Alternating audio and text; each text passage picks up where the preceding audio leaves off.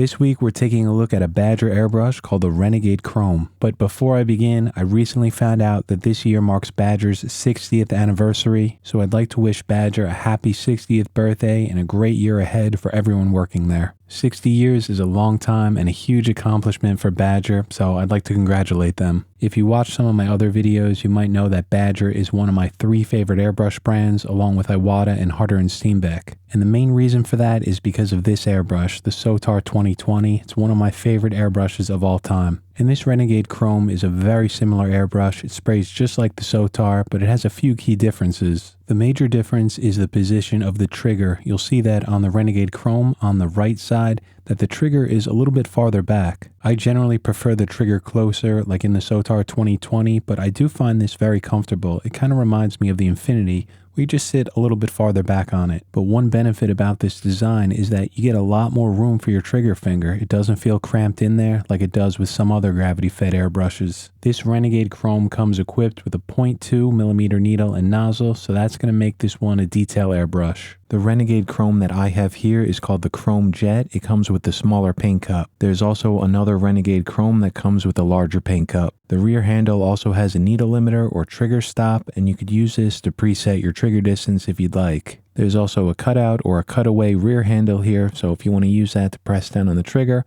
pull back on this to flush out anything within the paint cup. Underneath the macro lens, the finish here is pretty much similar to what I've seen from all Badger airbrushes. If I compare it to my 2 other favorite brands, Iwata and Harder and Steenbeck, this one definitely has the lowest build quality of the 3, but the build quality is not the reason that I love Badger airbrushes so much. It's how they spray, which we'll talk about in a little bit. The nozzle and the needle tip are perfectly aligned, centered within the front of the airbrush, which is obviously very important, and I've never seen this off or misaligned on any Badger airbrush that I've owned or painted with. They always spray great right out of the box. You could definitely see right here under the macro lens some of the imperfections on this finish, especially around Renegade, around this little cutaway. And the same thing goes on the other side here where it says Badger USA. You can just see that there's some imperfections around this. There's also a few nicks and scratches within the finish, but the one thing that I find annoying is this small cutout within the paint cup. I assume this was intentional. Whether it is or isn't, I'm not sure, but I'm having a very difficult time keeping this clean. I'm very good at keeping my paint cups clean, but you could even see here that there's still some blue paint along the top part of it that I just can't get out. So if you do own this airbrush, just be aware that you're going to have to spend a little bit of extra time after your painting session to clean this out better than I did here. The trigger here is the standard Badger one with the round pad on top.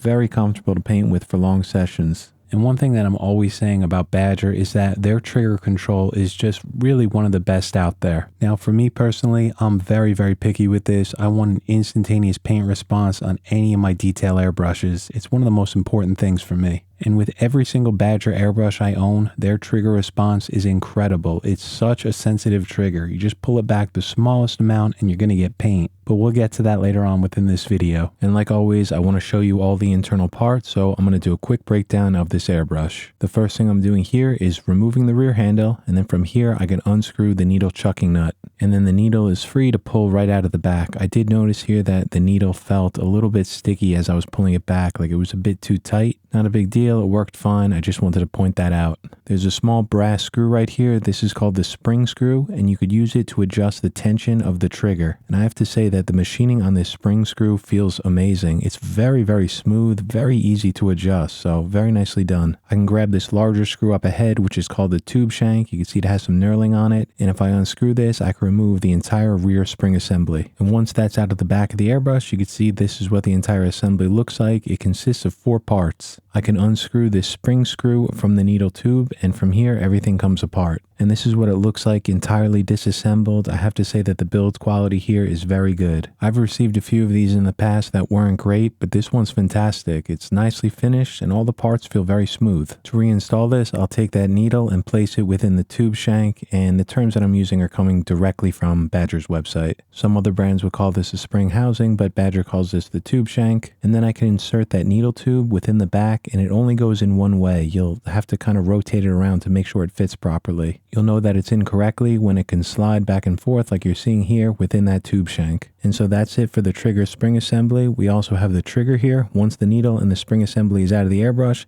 this lifts right out of the top. And like I said before, I like this trigger very much. It's nice and simple, and that round pad is very comfortable. And then that back lever, which sits right behind the airbrush trigger, can be lifted right out of the body of the airbrush. Now, when it's a separate piece like this, I always find it very difficult to put back together, but Badger's triggers are so smooth and precise that the design of this must have something to do with that magic of their trigger response. And then within the body of the airbrush is of course the needle packing screw. This one is a screw and it's easy to adjust if you need to. This black finger rest pulls right off the bottom of the airbrush, and you can see at the bottom here that I did purchase one of Badger's quick adapters. This way I can quickly connect it to my Iwata air hose. That hose has the female end of the Iwata quick disconnect, so it's really easy just to swap between airbrushes. Now for the air cap itself, this consists of 2 parts, and you can see once you remove this that you have this absolutely tiny nozzle that just floats on the end of the airbrush. With all airbrushes, there's no reason to ever really remove this head cap unless something's really wrong with that nozzle, like it's cracked or broken. But unfortunately, I did notice a fair amount of air leaks from this head system, so I will need to remove all of these parts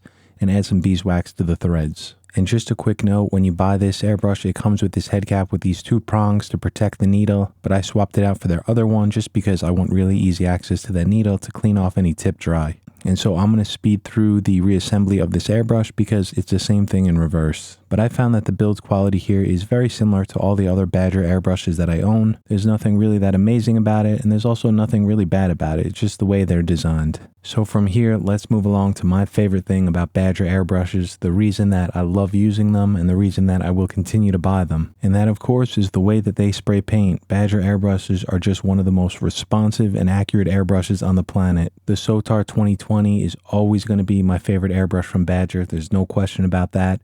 But this Renegade Krome Jet sprays exactly like it. For this little candle painting that we'll be doing next week up on the channel, I was using a bunch of different airbrushes, just kind of testing them out. But while I was working on this one, this Renegade Krome showed up in the mail. I purchased it like a month before starting this painting.